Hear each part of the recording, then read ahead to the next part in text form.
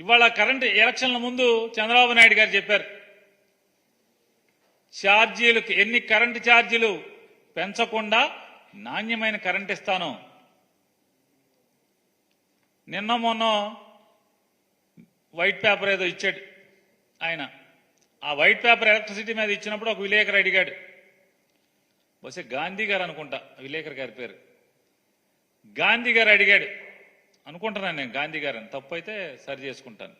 నాకెందుకు ఆ గొంతు గాంధీ గారిలాగా అనిపించింది. ఆయన అడగంగానే, ఏమండి కరెంటు ఛార్జీ ఎన్నికల ముందు కరెంటు ఛార్జీలు పెంచకుండా ట్రూ అప్ ఛార్జీస్ వేయకుండా నాణ్యమైన కరెంట్ ఇస్తా అన్నారు కదా చంద్రబాబు నాయుడు గారు, ఇప్పుడు అది ఇస్తారా అని.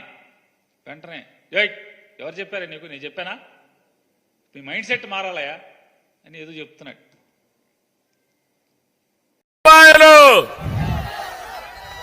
మళ్ళీ చెప్తున్నా, నాణ్యమైన కరెంటు రావాలంటే, కరెంటు రేట్లు పెరగకుండా ఉండాలంటే తెలుగుదేశం జనసేన రావాలి.